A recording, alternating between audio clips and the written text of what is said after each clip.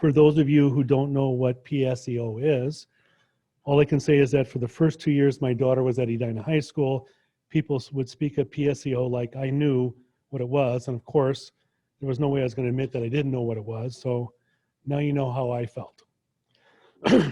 At the Derby party, as I spoke with Scott, I found him quite interesting. And when I told him about Edina, a better chance, and that I served on the board, he showed a deep curiosity.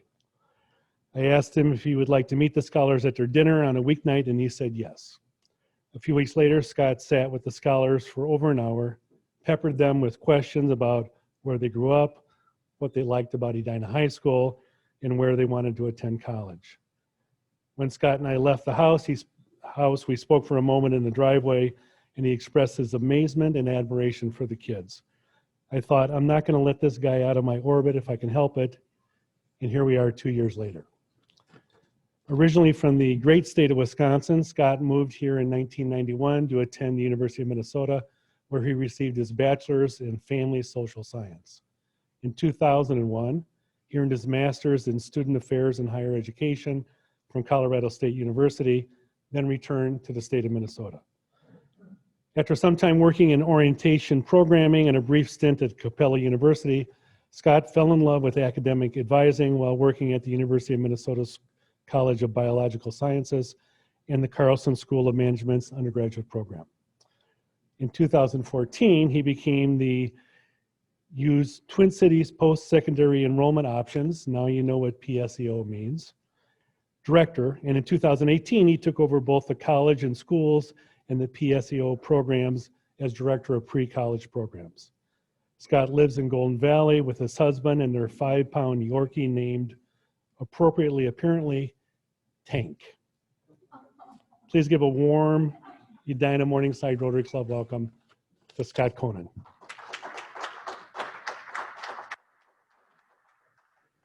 Oh my gosh, thank you for that introduction. Yes, my 5-pound Yorkie Tank, we just recently got him last December. Perfect timing for COVID. I don't think we would have been able to get him at this point. Let me kind of advance here. This morning, I really want to provide just a quick introduction about my career path and kind of how I got to be in academic advising and higher ed. It's a cool career and a lot of people don't know about it and what it takes. So I want to spend a little bit of time on that. I want to talk a little bit about dual enrollment and what is dual enrollment and what does dual enrollment look like at the University of Minnesota Twin Cities campus specifically. And then just a quick brief impact on, sorry about that. A quick brief impact on COVID in our office and what did that do to our students, give you a little insight anecdotally of what we're hearing, just as a kind of a snapshot there. You're only controlling what you see in front of you. Gotcha. Mary's controlling the big screen. Gotcha. Am I where you want to be? Right Yes, that's perfect. Thank you. Thanks. So a little background, Dan kind of already gave you a little bit of the timeline here, but when I graduated from college, most students didn't know really what I wanted to do and fell into a role in orientation programming at the University of Minnesota. And I think a lot of where we all are today is because of mentors and people that have guided us. And I really landed an amazing mentor that said, I think you're really liking student affairs. I think you're really great at listening to students, helping them figure out where they want to go. This might be a career path for you. And in order to get into higher education in most of the non-faculty roles, you need a master's degree. And there are quite a few master's degree programs out there in higher education and student affairs or counseling personnel, student personnel psychology.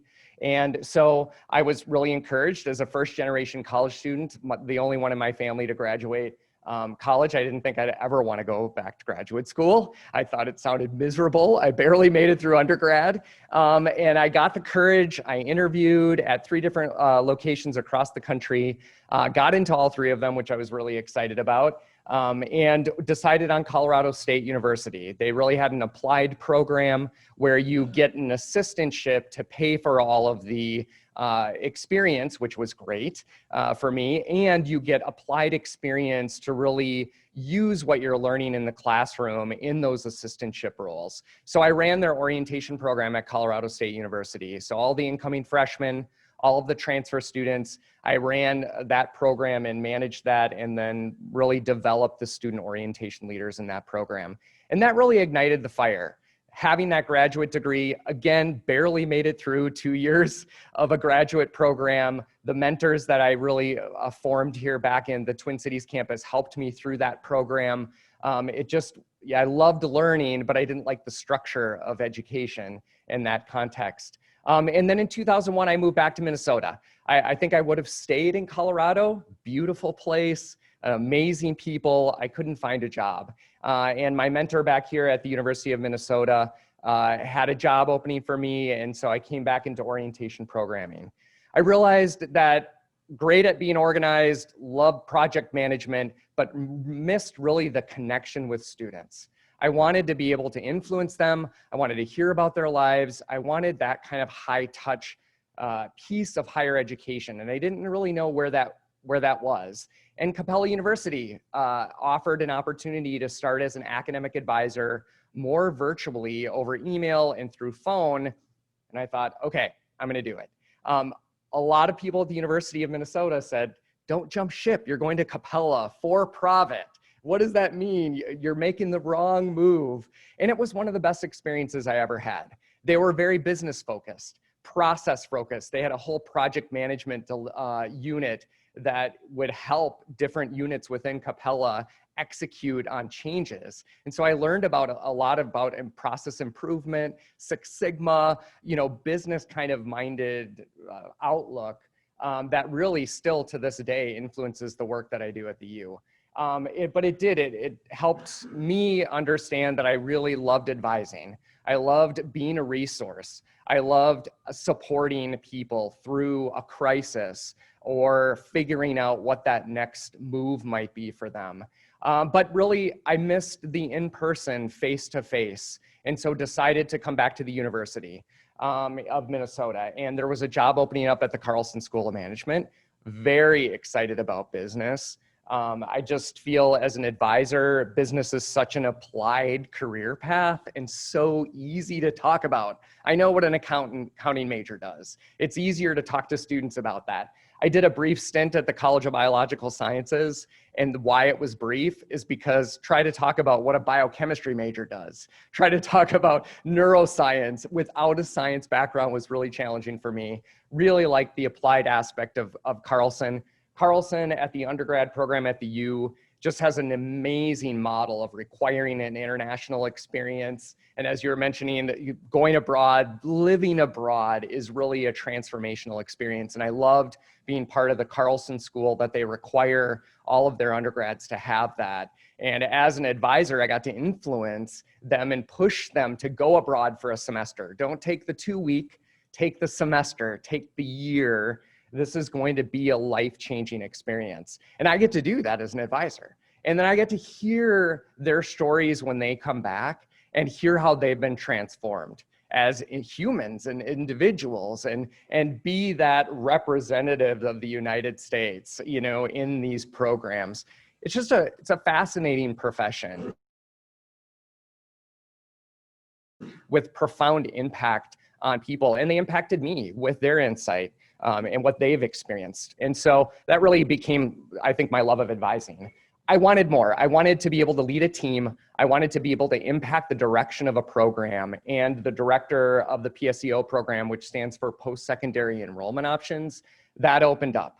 I knew a little bit about PSEO as an academic advisor. We have students coming in with those credits. I kind of had an ancillary exposure to the program, but quickly learned this is what I want to do. This is the best of the best students. They're leaving Edina High School, great curriculum, to come to the U to commute. They're coming from Big Lake, spending an hour on North Star commuter light rail to come to the U to go to campus. These are students that are sick or need multivariable calculus and general chemistry. They're really incredible students. So I served as the program director for about 4 years, and then we had a retirement in my unit, and the college and the schools position to open up, and our leadership team decided to make me director of pre-college programs. So now I'm kind of over both of those units. So let's advance to the next slide there.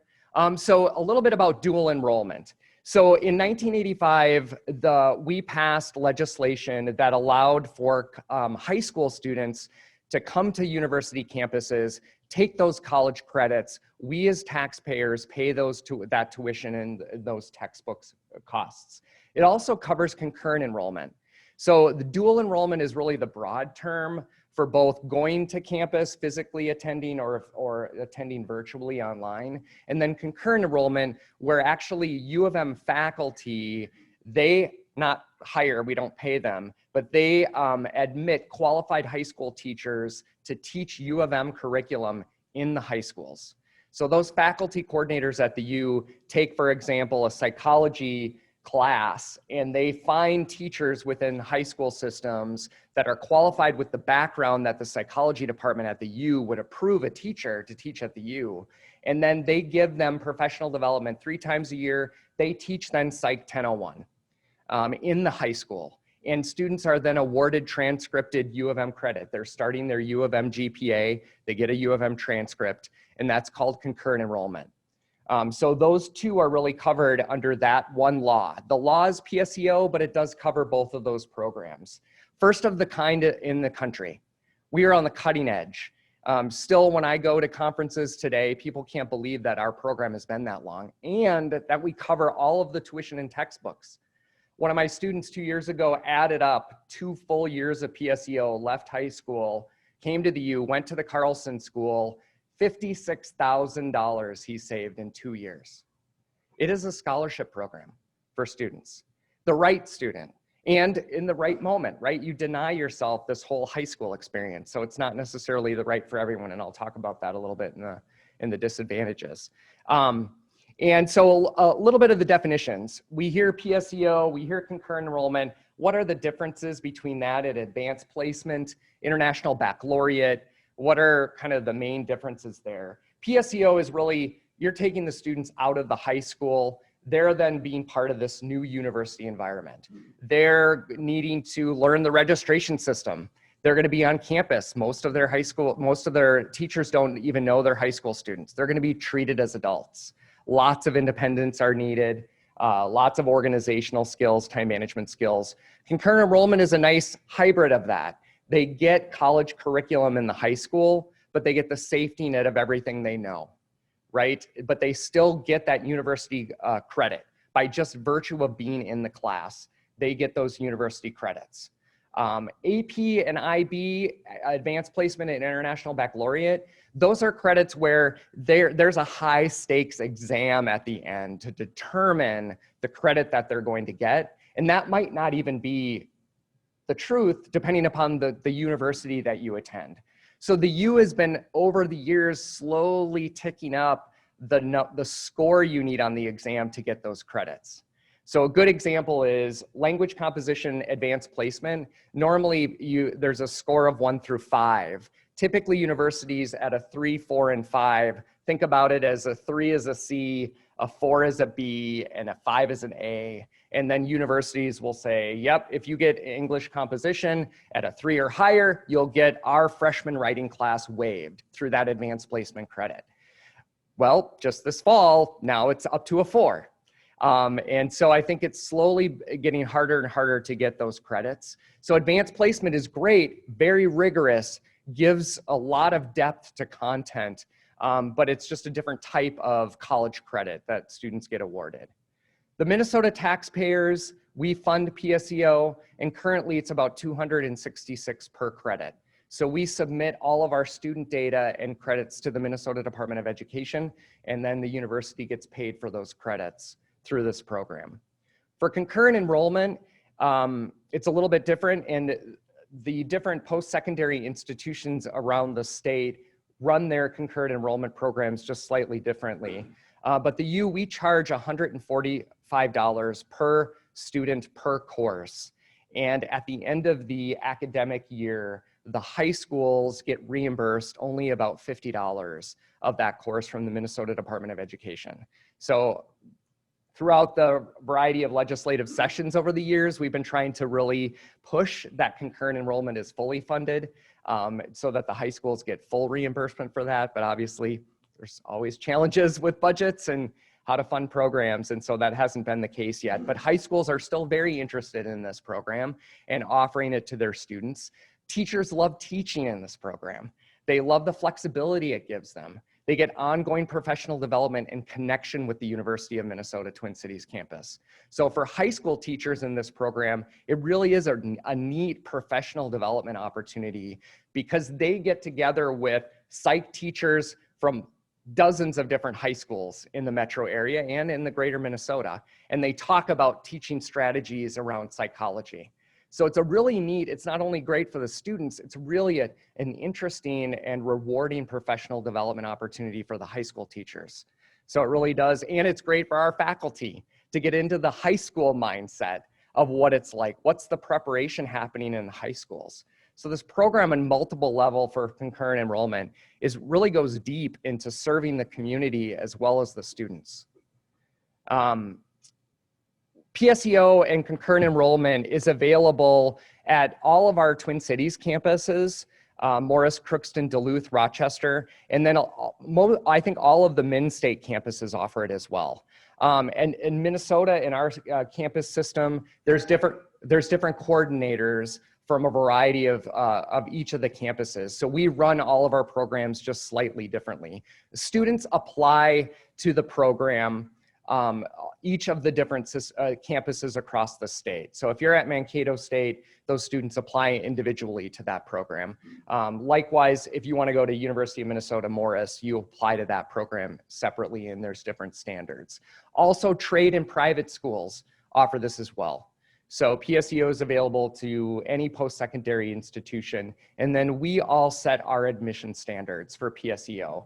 Concurrent enrollment is slightly different because it's in the high school. There's typically eligibility requirements for students to access concurrent enrollment, and those eligibility requirements can vary a little bit by post-secondary institution offering the course or the course itself. So like our psychology department at the U might want to have eligibility requirements about what standard a student should be able to meet before getting into this course and being ready for that kind of level of college rigor.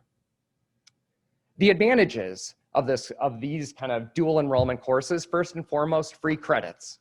Who doesn't love that? Talking about the $56,000, families love it. And so when I'm doing my orientations over the summer, I'm like, yes, it's so seductive to have those credits and want it as much as possible. And these students are driven, especially in PSEO coming to campus. They're like, I want 20 credits a semester. I want calc-based physics. I want multivariable. I'm going to take this, what is this, organic and, spectrometry class. We have thousands of courses. And so we have to really dial it back because the downside to that, the disadvantage is they're not admitted to college yet.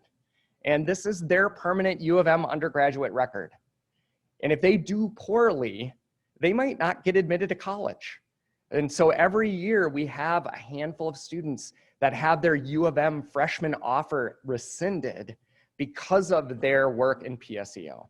So there's kind of a dark side to it. And that's why we're here as a PSEO office advising these students to be cautious, to know that yes, you're brilliant, you're at the top of your class at your high school, but this is a totally different pond that you're swimming in now. You are now in the class with everyone's the top of their class across the country, and you're fighting for these grades. And so that's our job as advisors, to really pull it back while still inspiring them and encouraging them to shoot for the stars. So that's definitely one of the advantages. The advantage too, I think, of getting access to thousands of undergraduate courses at the U, in particular with PSEO, is amazing. And our students love the variety of topics. They are intellectually curious and want to be able to snatch up all of this content. It really is an advantage. You can jumpstart your major. So we as advisors in PSEO, we help them balance meeting high school requirements, because you can take your senior composition at the U and transfer it back to your high school. But once you've met those graduation requirements, you can go on and start that chemical engineering path. You can start that business path. You want to be a Spanish teacher? Let's get you on that track. And so you get access to us, and we get to help shape your interests and encourage you to think about what your academic major might be. To get that as a junior, I would have loved that, to be able to get a jump start on thinking about what could I do as an academic major? Because as we pop these freshmen in, then they're paying out of pocket for these courses to explore, right? PSEO allows for that exploration and is definitely a huge advantage to that component. For concurrent enrollment, I think the advantages to that program is they get exposure to college credit. And sometimes maybe for those students that never thought they would ever go to college, they get to dip their toes into a college course, what the rigor looks like, because these courses are at that same rigor level as they're taught on campus. Our faculty hit the high school teachers hard about making sure that they don't give them breaks. They have, they announce it once and it's on the syllabus and that's it. And that's kind of the rigor that they instill in there. The advantage, I think, is you get to do that from the safety of your high school. You know all your peers, you probably know the high school teacher, if you've heard rumors about the high school teacher. And so concurrent enrollment offers that safety net, which I think is really, really great, while still getting U of M credit and getting access to that. I think the advantage is, too, is just the ability for them to build those independent learning skills, time management. They get to, put in their AirPods and be on campus and read all their materials and feel pretty cool. They're part of the U of M community. They're a gopher right now. They can participate in all of our clubs. They can go to lectures on campus and be immersed in this learning environment. And our students say they appreciate that the students in their classes want to be there and they want to learn. That is one of the significant things that they notice about being on campus that they sometimes don't always get in their high school level courses.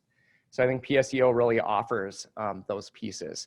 Disadvantages, or just really areas of consideration, is what I share with parents and other students, is that this is your permanent U of M record. This is not in any way, shape, or form like some fake transcript. This is your record that will follow you forever. So you decide you want to go to medical school, you have to indicate that you went to the U as an undergrad, even though it was in high school. You want to apply to law school or switch it up and get an MBA, you're going to have to let them know that you did PSEO. And that's going to be factored into your graduate level admission decision. And so we frame that for them very early, that this is, again, the potential dark side. You can't erase it. We're part of a national clearinghouse. Other schools will know that you attended the U. You just cannot not share that you went to the University of Minnesota during your PSEO experience. So that's definitely, I think, a disadvantage. Another one is that when you're coming to the U, you don't have a safety net like you would in high school. We as academic advisors, we don't know what's happening academically in the classroom to them. That's private information unless the student shares it with us. So we have no idea if they're struggling. They could be struggling in silence. We try to proactively communicate with students. And again, this is just at the Twin Cities campus. We reach out to them a lot, but students need to advocate for themselves. And that can be very challenging, especially if you know your students or other students and they can't necessarily do that. The U of M might not be the place for them because they need to self-advocate in a lot of situations. And so that's a really, I think, can be a huge disadvantage to the program, that's where concurrent enrollment is a nicer aspect because they're in more of the safety net of their high school. I think another disadvantage is that students are really getting exposed to a variety of academic environments that they've never been exposed to before. So like our lab experiences are, not step-by-step instructions to go through the lab. It's get here. You have to work with 5 other people to agree on a course to get here. good luck, and you have an hour to do it and a write-up. Go to work. You know, and other students are a senior and they're a junior in high school. And how do you bridge that level of experience? It can be quite challenging. Or they're not used to our calc class where there's 3 midterms and a final. There's no homework to buffer your grade, extra points. There's a lot riding on very few assignments. And are you ready for that? And you just can't not really know what the assignment is for that paper you're doing, because that's it, you're turning it in and it's a quarter of your grade. So and that isn't necessarily a disadvantage because our students love that part. They don't want the busy work, they're sick of the busy work. They want to be independent and learn on their own. So it's kind of an advantage, but it's one that we really share with people to really understand kind of the unique aspects of what it means to come to campus, right? That we kind of all, I think having most of us gone to school and college know what that entails, but it's really our job to teach them. So my team and I spend a lot of time trying to prep them in what the realities will be like on their journeys there. And then if you're at all interested in kind of the numbers, the amount of credits by school, you can Google the Minnesota Department of Education's rigorous course taking report. This really gives you a comprehensive overview of advanced placement, international baccalaureate, concurrent enrollment courses, PSEO. If you're interested in more of that topic, this really does kind of show you the breadth.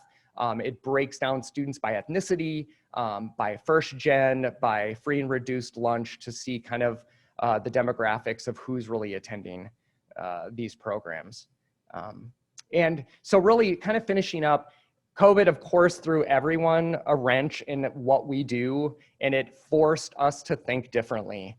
Right from the get-go, we have a very competitive admission process into our PSEO program, which is our on-campus program. We have about 1,300 students apply, and we only admit half of those students, and that was a primarily paper-based system. So in March, in the middle of our admission cycle, we had to quickly, pivot, as I think everyone had to, and figure out how do we do this virtually, and how do we not leave students behind in that process. We know that about 15% of our students are free and reduced lunch. We know finances are tough. This is why a lot of our students seek out our program, because they're at great need for this kind of reimbursement and free college tuition. And so we had to strategize for how could we still make it in person? How could counselors still call students on the phone, fill out forms for them? We strategized about all of those pieces.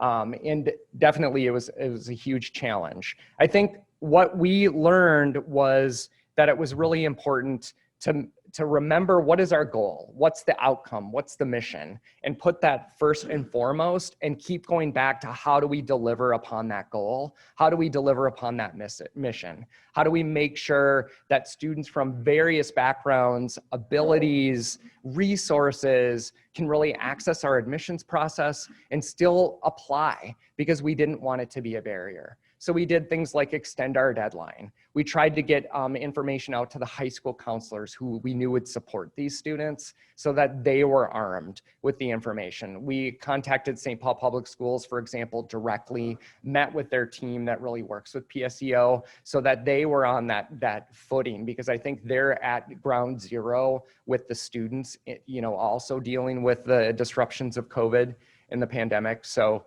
that was a few of the things that we did. And I think, again, for remote advising and learning, our students that were currently there, we had juniors that have been with us for a little bit. They were used to already all of the U of M resources and online components. And so that wasn't necessarily as much of a transition, but our incoming new students had to relearn and learn everything. And so we had to rethink we did 11 different orientation sessions, and we had to fit 600 students in person in a computer lab, guiding them with registration. How do we change that up?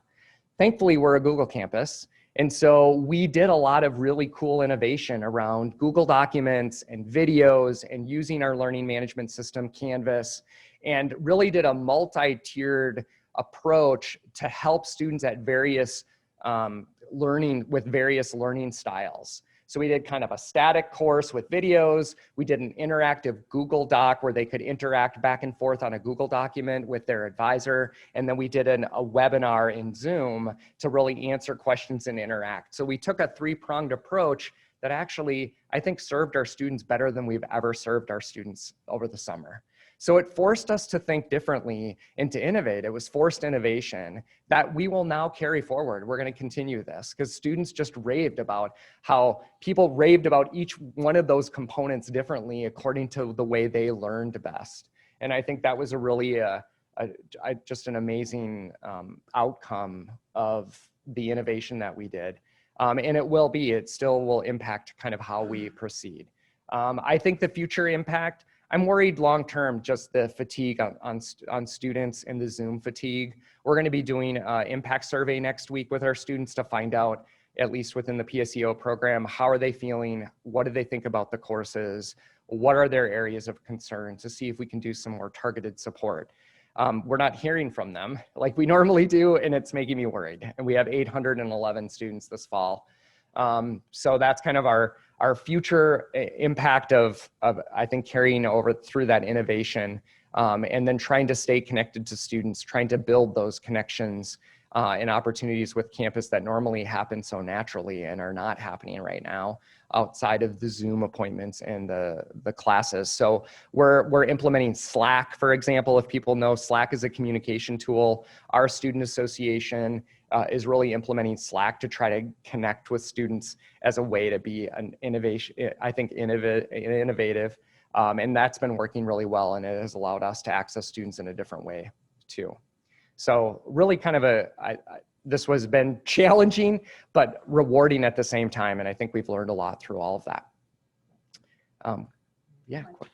Yeah, go take some questions. Yes, Dan. In general question, can you talk about the importance of that group of students who are more motivated, higher IQs, how important their development is to the state? Yeah. Yeah, the highly gifted and talented students that come to this program, a program like PSEO provides an outlet for those students to just spread their wings.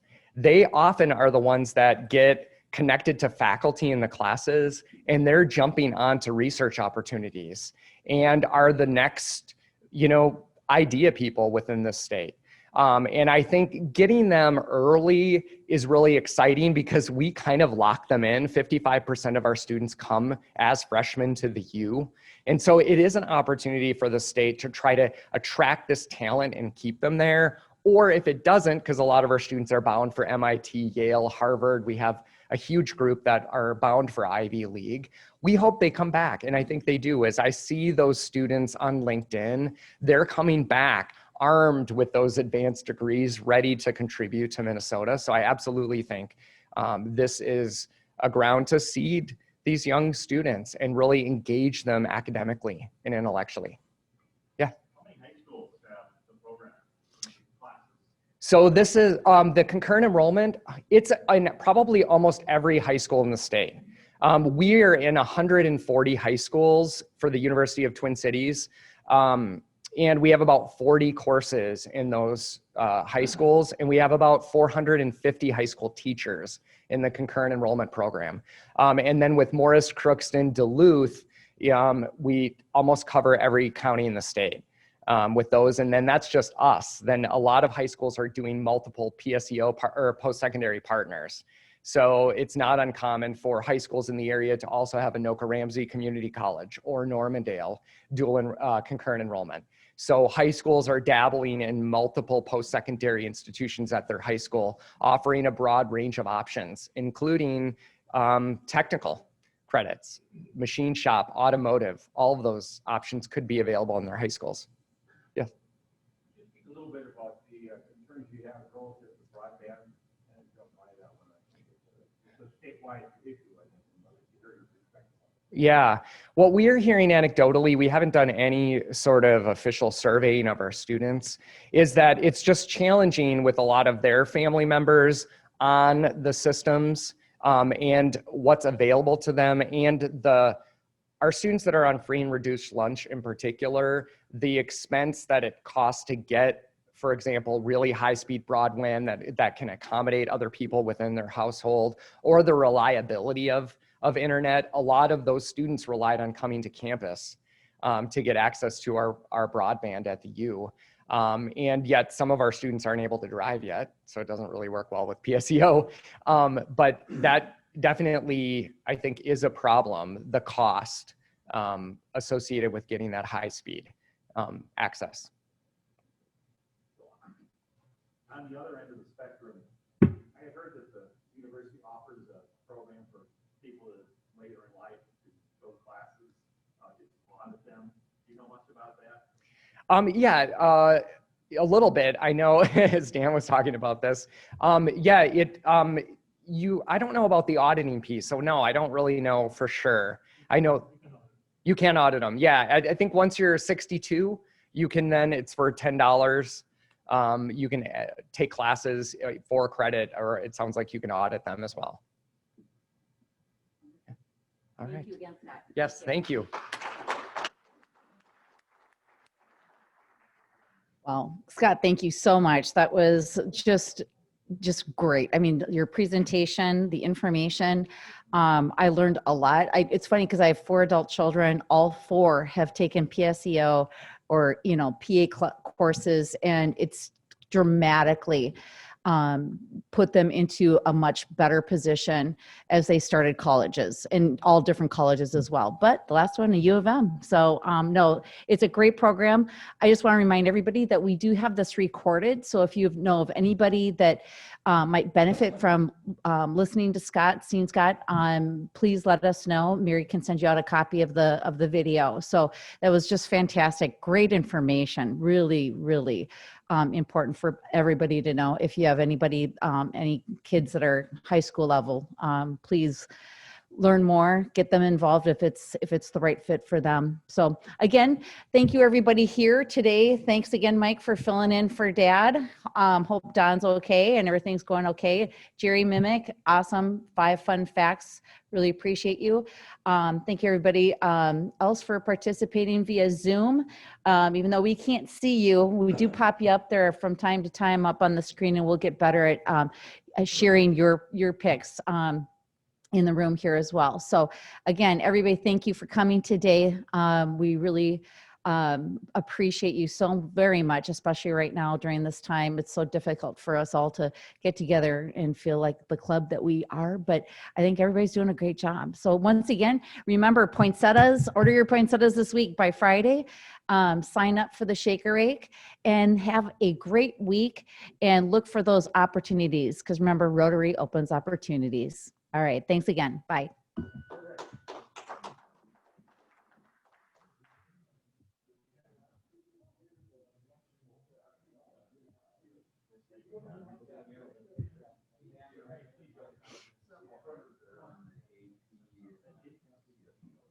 wonder if I just did that.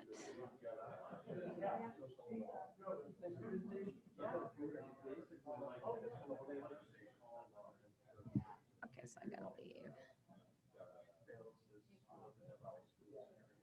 Hey, wait. We just gotta make sure that Country Club keeps these charged, because that's what the problem was. It wasn't battery. Well, that's what I was telling you guys before. It looked like it only had